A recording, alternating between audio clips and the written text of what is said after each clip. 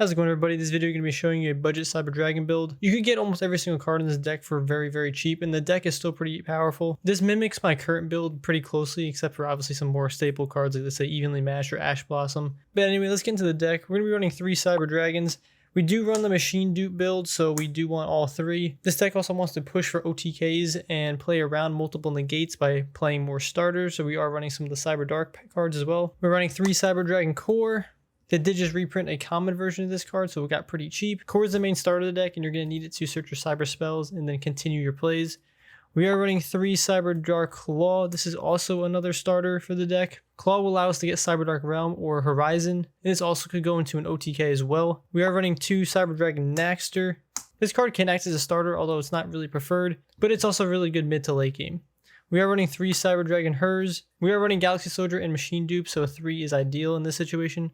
Running 1 Drei just as a way in case you want to go into more Xyz plays. We're running 1 Cyberdark Chimera that facilitates the OTK because we're allowed to search out Powerbond. We're running 1 Cyber Eltanin. It's just a searchable AoE removal, kind of clears the whole board. We're running 2 Jizukiru. This kaiju is going to allow us to destroy one of our opponent's monsters. And because it's a machine, if we have a Cyber Dragon on the field, we can then contact fuse it away very easily. We can also search this off of repair plan if we need. We are running 2 though because it's a great way to deal with our opponent's problems, and oftentimes that Cyber repair plan might get negated. 2 Galaxy Soldier because this is going to be a great way to go into our rank 5 plays. Also pairs really well with Herz. And this is going to round out all the monsters. All these cards here are pretty cheap. The most expensive is probably Galaxy Soldier, which is still like $1, and you can cut it if you really wanted to, but it just is really good in the deck. Moving on to the spells, 3 Cyber Emergency, you absolutely need 3. Really great that this got printed into a common also, now it's super cheap. Another main starter of the deck, going to use it to search out other Cyber Dragons. Repair Plant's going to be our other searcher that we can hit things like Jizukiru and Galaxy Soldier, but it can also be another Cyber Emergency if we already activated Emergency that turn.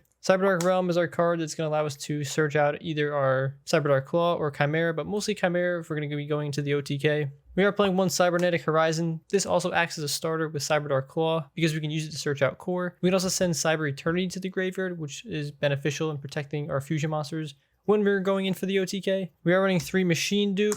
Your opponent kind of needs to negate this. If they don't, you're just going to have a lot of Cyber Dragons on the field. Pretty good card to have.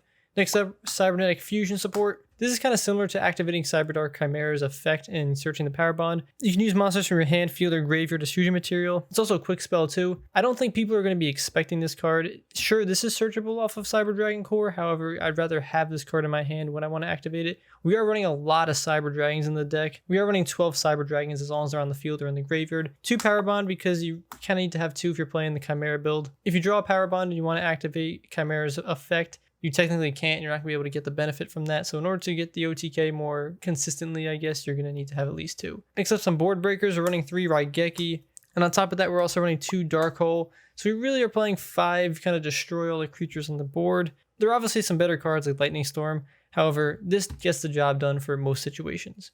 We're running 1 Called By because it's super good, protecting your own cards from hand traps and getting stuff out of the graveyard, which a lot of people are playing these days.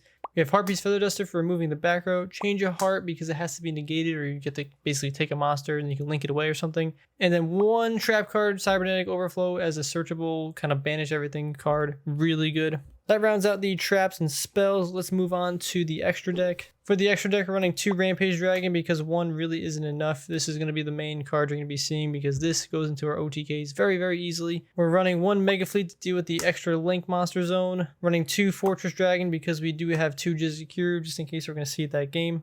If we do special summon Jizukiru, we can use this card to then link that away or contact fuse that away in a better sense. 1 Eternity Dragon, this is going to be the card we're sending off of Horizon in order to protect our monsters. I'm running 1 Cyber Twin Dragon, very similar to Rampage Dragon, but it doesn't require an effect to activate in order to attack multiple times. It also has 2800 attack, which is better and higher than 2100 attack. Cyber End because we're running a lot of fusion spells and there's a lot of ways we can actually get this card out. And it's a nice big flex card, you kind of have to have it.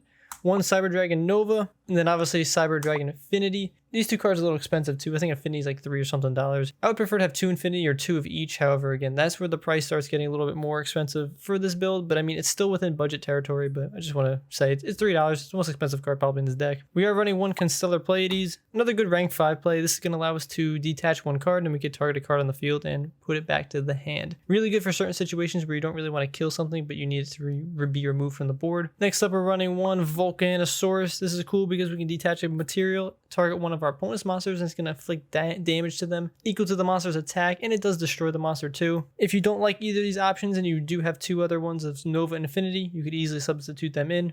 But it's also nice to have other options as well. Moving on to some link plays, you need the Seeger to go into the OTK, and it's also a really good card. You're going to see this card almost every single game. We are running 1 Lion of the Light Charmer. Really easy to summon in this deck, but also if we do change a heart or we have something on our board that we need to remove that our opponent gives us, all we need is 1 other light monster. We can link away and summon Lina. And we need Salamander the Great because this card can easily be summoned in order to get a Cyber Dragon in the graveyard, which we do need in a lot of situations. If there's a single card I would recommend you buying right now to upgrade this deck, it'd be Evenly Matched. Evenly Matched is maybe about like $5-6 right now. The card is insane. It's one of the best board breakers in the game. What I would take out is probably a couple Dark Holes or just some other stuff like that. I wouldn't take out the Raigekis, but I would highly recommend adding this card if you can put it in your budget. Obviously, Ash Blossom's pretty good too, but since this is going second deck, you don't absolutely need it. But it's a good option. Cards like Clockwork Knight are also pretty good. I wouldn't say you need it. Same thing with Rivalry Warlords. They're good cards, and I think it fits in well in the deck, but I wouldn't say you absolutely need. My actual Cyber Dragon deck looks very, very similar to this, except we play, again, more expensive cards like Triple Tactics. I do play the Evenly, and I do like having the Rivalry with the Clockwork Knight build. But yeah, I think Cyber Dragons are in a great place to pick up. Super cheap, super fun, and affordable. If you like Cyber Dragons or this style of video, check out the other videos on the channel. Hopefully I'll see you around. Stay tuned for some more. See you later.